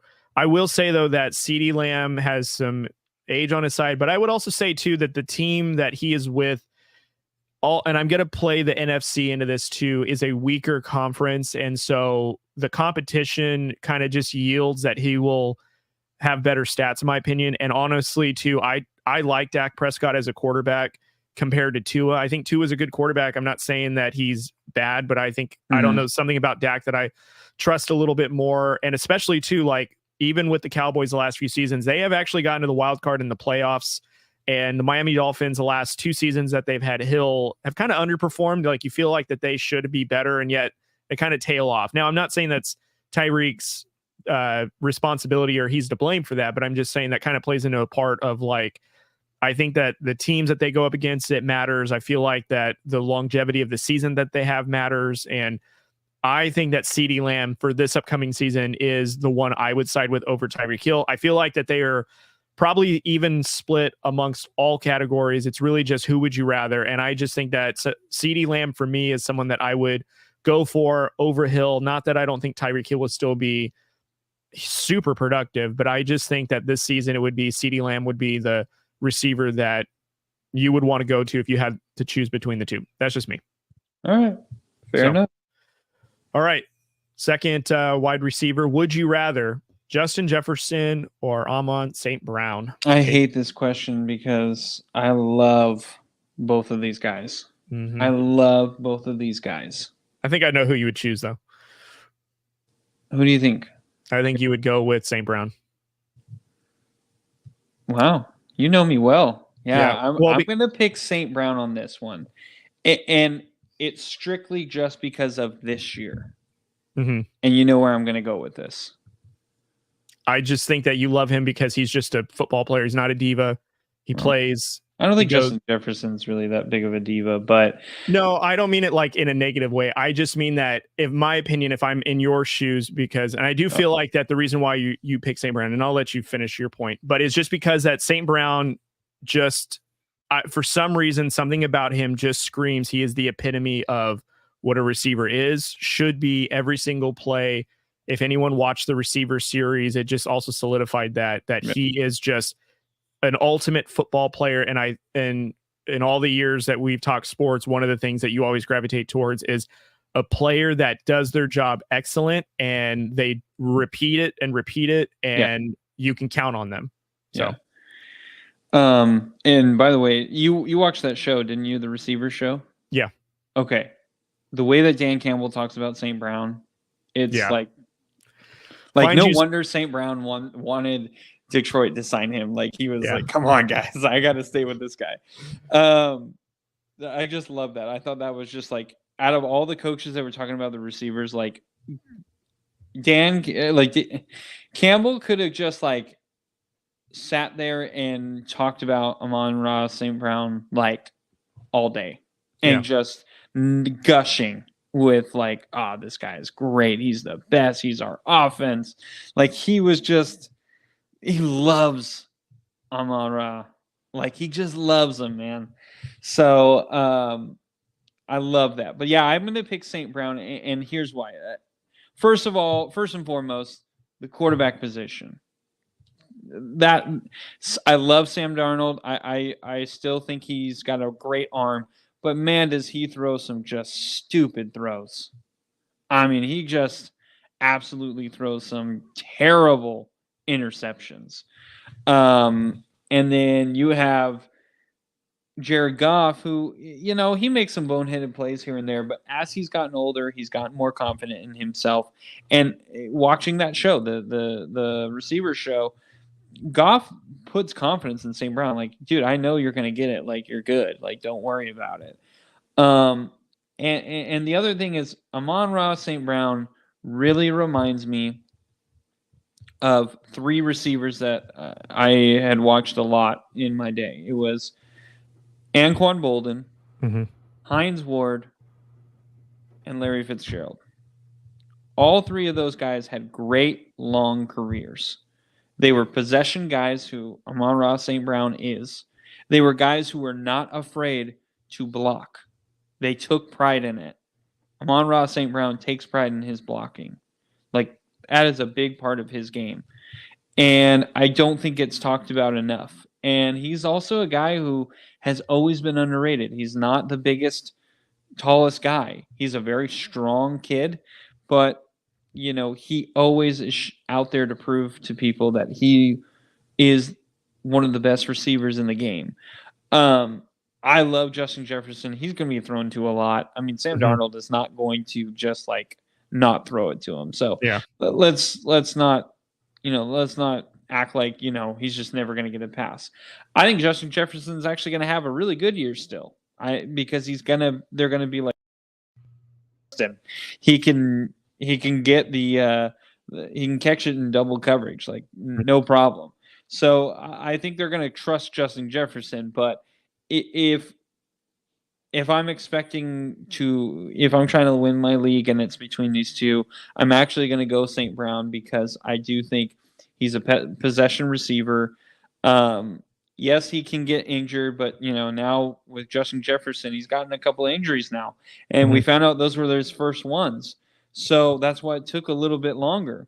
So now we're kind of worried. Okay, what if he gets injured again? How long is he going to be out? Is he going to push it too quick? Because he was like, dude, I missed all last year. Now I'm missing a ton of this year. Like, no, I got to get back on the field. So that's another worry that I have with St. Brown. He'll have injuries here and there, but he's a tough dude. He's a guy who he's going to give it his all when he's on the field, and that's all I really want. There are two great receivers, and I would be great with either one of them. But if it's between those two, I actually would lean towards St. Brown. All right. Man, I think you can flip a coin and choose whoever. I think, though, if I had to decide, I would think I'd also go St. Brown. Same thing. Quarterback situation, team situation. They're pretty much comparable in terms of production stats. Justin Jefferson arguably is probably the more talented all-around receiver just because of his arsenal and how he runs his routes, how he catches, and he's the total package. He's probably a mixture between Randy Moss and Terrell Owens and fill in any of the other blank. He is all those in one, and he's still so young, which is crazy. He's got a whole career ahead of him that's just only going to get better. But I think I'd go with St. Brown for a lot of the reasons. No wrong answer with either one. It's really just who would you rather? Yeah. And I think St. Brown, last season, he was a workhorse with the amount of receptions, touchdowns, and he was productive start to finish. So I think that's what I would say. I'm really glad this one stumped you because I was hoping that I would find one that was going to get you to really dig deep. I did really think about Justin Jefferson for a while, but I was just like, it's just the quarterback. That's the dagger. I think Justin Jefferson's still going to get the targets. I think he's still going to get the receptions. But the yardage and touchdowns, I have questions because we don't know how the connection is. So. All right, so this is the tight end. I've got two. One of them though is more of for us as Raider fans, but may not be drafted in all leagues. Yeah, that's that. They might be on the waiver wire, so you may not have to draft him. But anyways, so for the tight end position, would you rather Mark Andrews, Sam LaPorta? I will say with an asterisk regarding Mark Andrews, he's really the only tight end that I figured was coming in healthy. That is someone that you can kind of rely on. Because TJ Hawkinson's coming off an injury and a couple other things. I think Mark Andrews and Sam LaPorta, I think, were the most comparable in terms of when you're getting into your tight end drafting. These are the two that probably will be fought over the most. So I want to preference that. So Drew, who would you rather? I would go Sam LaPorta. I really Mark Andrews is great. I mean, when with the connection between him and Lamar Jackson is fantastic. But if Goff is not going to St. Brown, he's going to go to LaPorta. LaPorta has been really, really good. And the other thing is Mark Andrews, for me, the reason I'm always so weary with him, he gets hurt every year. he is just an injury prone type of a guy, and he's kind of the number one receiver. And so when he's out, it's like it's really bad for Baltimore's offense a little bit. So with LaPorta, he's not the offense. So he actually doesn't get double covered. So he's actually going to see a lot of red zone touchdowns. And Mark Andrews is going to as well. But like I said, when it comes to fantasy, I prefer consistency over hype. Mm-hmm. And I think Mark Andrews is more of the hype guy. And I think LaPorta is a guy who's going to be a little more consistent. Mark Andrews is going to have games where he's going to have 28 fantasy points. And Sam LaPorta is probably going to be consistently about 11 or 12 because the games that Mark Andrews has 28 on, there's also going to be games where he's going to have maybe 6. Yeah. No, I would say, okay, I'll fight for Mark Andrews. I would choose Mark Andrews, and here's why. First off, we're having too many Lions on the team here. So when bye week comes, we're going to be out on a team. But I didn't know this was my team. No. But I would say I would probably go with Mark Andrews, and here's why. Same reason why you're a little apprehensive about CJ Stroud in comparison to Patrick Mahomes is because Sam LaPorta was a rookie last season. Mm-hmm. Second year tight ends. I kind of want to see what LaPorta can do. I want to know now that there's a whole season of film on you, can you duplicate what you did? Because he had a very good season his rookie year. Mark Andrews, yes, he's been injured, but has shown that he can duplicate this year over year. So I would feel a little bit more comfortable. Now, granted, how I draft tight ends is I usually will wait until later rounds. I'm not drafting in the first 5 rounds of tight end. I'm probably waiting to closer to almost round 10 before I'm even thinking of a tight end. So if Mark Andrews is there at 10, I would snag him and I would take him because, again, I know that he's got a good rapport with Lamar Jackson. He fits in this offense. Now with Derrick Henry as the running back, I feel like that's going to take a lot of pressure off him. Zay Flowers comes in with now being a second-year receiver. Granted, this offense is going to look a little differently now that they have more of an offensive-minded OC rather than who they had prior. Mm-hmm. And I feel like Mark Andrews will benefit from this. And I think he would remain healthy just because this offense is not going to be so much ground and pound where Andrews is the point of contact when it comes to impact. I think they will scheme it to where he will be in the type of offense that we would see Travis Kelce in, someone that actually utilizes the athleticism that their tight end has. I see Mark Andrews being that. So I would trust, and I would rather have Mark Andrews in this upcoming season than LaPorta just because of, I know what I can get out of Andrews. I think that he can remain healthy. And LaPorta, I got to see if he can do it again. Yeah, that's fair. I think those are very good points. I don't have any issues with it.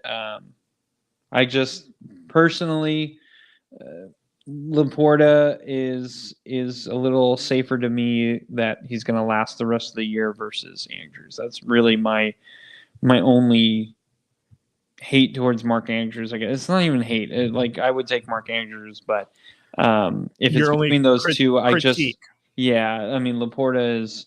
is just I trust that he's going to still be there at the end of the year. So I got you. You know what's funny is you said that you go tight end really late. I actually like to go tight ends early because when the first usually the top 5 tight ends kind of go, it starts getting really thin, and you get guys who are maybe getting to only 60 catches on the year, and that gets rough. So I like going early because you get that high volume tight end. And then you can actually sub that because receiver goes so deep. I actually will wait for a second or third receiver after I've gotten a tight end, because depending on if I feel really good about a low end tight end. But I like going early because it kind of is like a receiver, and so I can wait on an actual receiver and still get the same production that I would if I waited on a tight end. I mean, I can understand that logic. Yeah. I think what I do is the reason why I don't value a tight end at the same rate as I would as a receiver is because, to your point, if you got a higher end tight end, you're going to get pretty good production out of them, and then also still find in a later round a receiver that can probably do similar point production in terms of another receiver. I mean, between a number one receiver and a role player or like a flex position, we're talking like 18 points to like 10 to 12 points. And you're hoping to find a tight end that can squeeze right in between there. So what my strategy typically is I try to look for tight ends in the later round. Half the time, though, if tight ends fall towards the 10th round, you can get a serviceable tight end, in my opinion, that, will get you by. Like, I think my expectations for tight end is pretty low. Like, if I can get between 7 to 10 points for a tight end weekly, that's a win for me. And I'd rather find a tight end that can just be productive enough to score points. So that way I can continue to get quality depth in my receiving, because yes, there is a lot of depth with receivers, but there is a drop off between like quality receivers and just another receiver, in my opinion. And I've seen production from like receivers that you don't anticipate from, but they maintain it. But like a number one tight end type of player that you go for doesn't produce like a number one tight end on another team, because they're just not utilized the same way. So that's why I don't typically value tight ends the same. And also there was one season where I think I actually went for a tight end like the 4th round or something like that. And I felt more upset because 4th round to me is like a high end running back or receiver. And I did get a high end tight end, but that tight end wasn't getting me high end points that I anticipated. And I feel like I wasted a pick and lost a lot of talent for the other positions I care for more than the tight end. So I'm not saying that tight end isn't important, but I just don't value it, just because not every tight end is a Travis Kelce or a Mark Andrews or Sam LaPorta. And sometimes like those with high ADPs are the ones that actually get you. Like, you'll spend your 3rd round pick, 5th round pick on them, and you really like could drop them and pick up another tight end off the waiver and not lose any production. Like, that's almost how interchangeable they can be sometimes in points. But that's why sometimes I may go for like receiver more. Yeah, it's deeper, but like you get more points for them. And really, as long as you find one that's consistent, I feel like that's a pretty decent strategy. So, to each his own though. I mean, everyone plays fantasy differently, and I just don't value tight end that high, nor do I value defense that high. Defense is typically my last pick of the draft. So, all right. Last one. This one is a selfish one for Raider fans. Would you rather Brock Bowers or Michael Mayer? I'm going to go Brock Bowers. Okay. I know Michael Mayer has a year under his belt, and he actually looked really good, especially towards the end of the year, and he was getting a lot of red zone targets. I think Brock Bowers is borderline receiver. He's very fast, and he's really strong. He's got great hands. Like I said, he was the best available player. I think as blocking tight ends go, Michael Mayer is obviously miles ahead of Brock Bowers. But when we're talking about being productive in the offense, and if I had to pick, hey, if I'm the quarterback and I need a first down, who do I think is going to first make the catch? And secondly, can do something with the football. I think Brock Bowers is that guy. I think Michael Mayer is a very strong guy. I don't think he's bad at all, but I think in terms of NFL ready tight ends, I think Brock Bowers is actually ahead of Michael Mayer. I think Michael is a guy who still needs to be a little bit more comfortable catching the ball, because he wasn't the main focal point in college. He wasn't the main focal point last year. Neither is Bowers, but at least Bowers can now take pressure off of Devontae Adams and Jacoby Myers. And so with Mayer, I think he's just this big body, and he's very slow, so he doesn't really create a ton of separation. So you got to make some really good throws. With Bowers, he can create separation. He's got really good hands. He knows how to catch the ball with his hands. He's not one of those guys who's going to out jump everyone, but man, is he going to give you your absolute all. That's a good one. I'd agree. I think Bowers, but I think Michael Mayer would be a sleeper for the red zone, like what you mentioned. I think he's going to be utilized a lot more. And I'm looking right now at their at the roster for the Raiders, and they're the same height, Mayer and Bowers, but oh, really? Michael Mayer, though, is 35 pounds heavier than Brower. So I think it's going to be Mayer is more of a run block tight end that could possibly go out and catch some passes. And I think he'd do really great in the red zone. I do think, though, that Brock Bowers is going to be probably more utilized in the Travis Kelce style, where he's a tight end. He can line up as a receiver. He's quick. And, you know, I think I would not be surprised if Bowers like is second on the team in receiving production, like receptions, points, touchdowns. I wouldn't actually be surprised if Bowers leads the team in touchdown catches, because I think that he's probably going to be a good red zone. He'll probably do a lot of like option routes.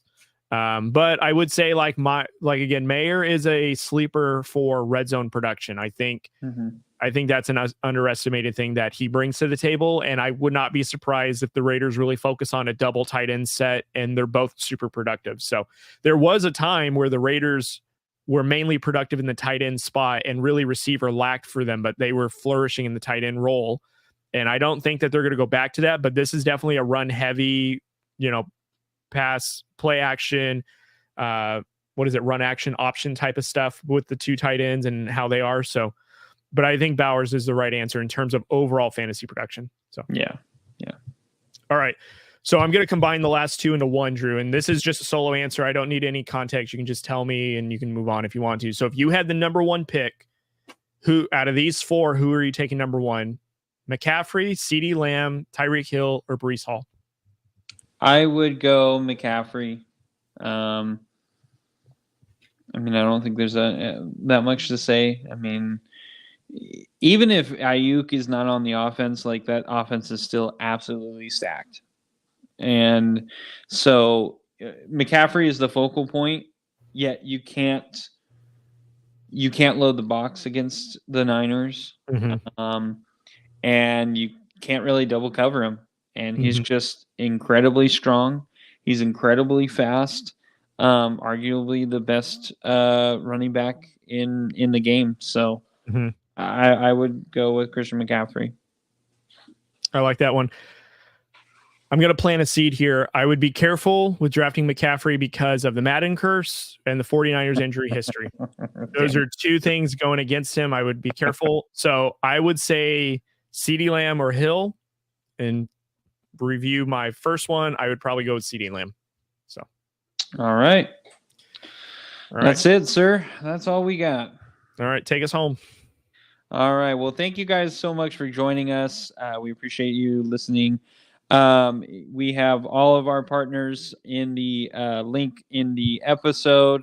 If you're watching on TikTok, it's in the link in our videos and on our profile and all that. So please go visit them and follow us on Facebook, Twitter, Instagram, TikTok. What else? YouTube. That's the other one. So please go follow us on all of that. We would appreciate all that. So thank you guys so much for listening to us. And Cody, any final thoughts?